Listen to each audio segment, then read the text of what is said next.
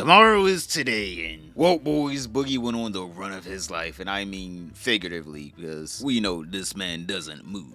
So Boogie 2988 has been going on this whole like weird arc. So it went from him just being a known liar, people are like, okay, we can't really trust Boogie all that much, to him becoming an actual scammer, like legit crypto scammer, to him then trying to go to coffee dealer and say, no, you see, I have cancer, so I can't give the money back. And then he reveals that he doesn't actually have cancer. What a shocker. The guy that's known for lying lied again. And so, Destiny and Mudahar bet that, oh, if you have cancer, just show us the proof and we'll basically pay for your whole treatment. And Boogie was, claiming, no, I'll never show my records, but I actually do have it, until he let it slip that he doesn't actually know if he has cancer or not. I was told by my doctor that I have polycythemia vera, and we're treating you for polycythemia vera. He might have uttered those words, maybe. He might. I know. I'm sure he said polycythemia, maybe. And he might have even said polycythemia vera. He never told you that you had cancer, though. That's fair. That's true. I had to Google that. Okay. Yes.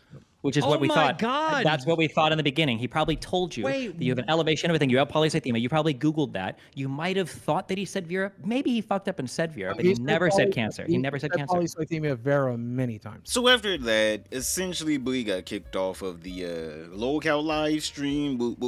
Kicked off, we'll put that in quotation marks because we know Keemstar. There's no kicking off good viewership, because Keemstar kept repeatedly bringing Boogie back on to the live stream to essentially have him either shamed or confronted again about his lies. And obviously, real or fake, Boogie started to crash out on the locale live stream. Go yourself. I will divulge no more medical information to any of you mother. This is, you don't even got to tell me what it is. Like, there's a baby. Yourself. Go yourself. Situation. And die.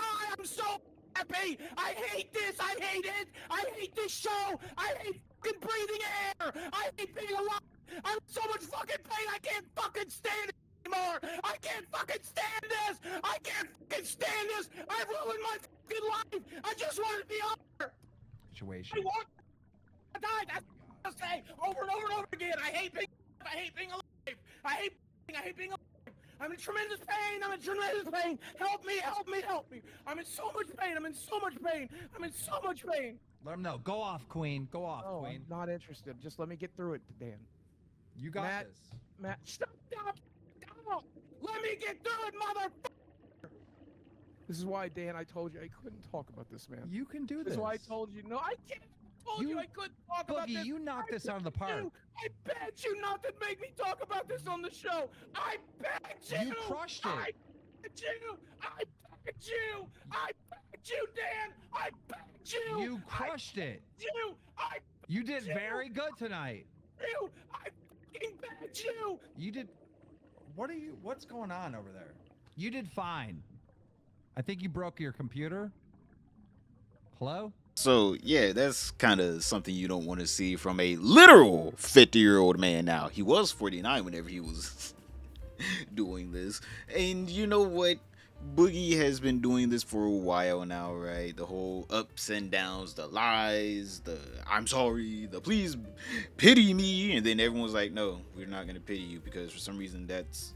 You really want us to pity you really badly for some reason. For some reason you just can't, like, live a normal life, or at least get pity from, like, I don't know, your girlfriend that's in the same house as you. That should be all the pity you need in your life. So Keemstar, after having Boogie on, not as an actual host of the locale live stream, but as a guest, there's a difference, boys, even though he was supposed to be fired from the live stream, he decided, you know what, Boogie, you can come back to the live stream if you follow a couple of rules. He first did not allow Boogie to go on, I guess, Twitter and some other social medias, or like allow him to post on there.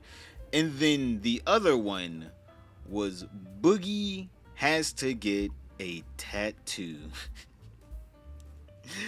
saying liar. Now, obviously, after actually thinking about this, Keemstar realized, wow, this would be really bad if he actually got this tattoo and I was the one that made him do it. So then he started to retract the statement like, Boogie, you don't have to get the tattoo at all. I was just playing. Brother, please don't actually get the tattoo. I don't want anyone coming after me for this.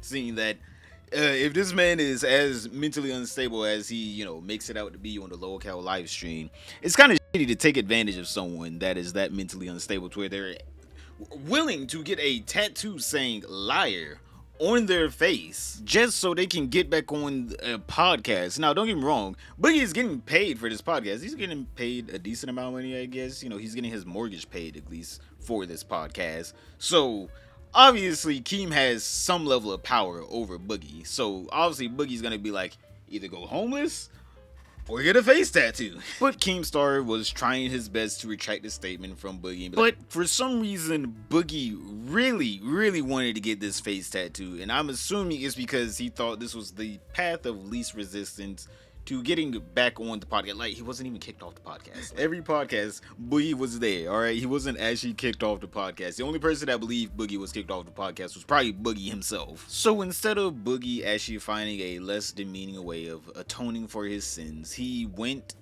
and got the tattoo. God, dude. Yeah, that's just big. That's fucking huge. Yes. Yes, Yes. yes, that's correct. Yes. Holy fuck. There you go. There you go. Holy There you perfect. go. That's sick. That's sick. Oh god, that's sick. I love it. Mudahar, fuck you for picking Comic Sans. Fuck you.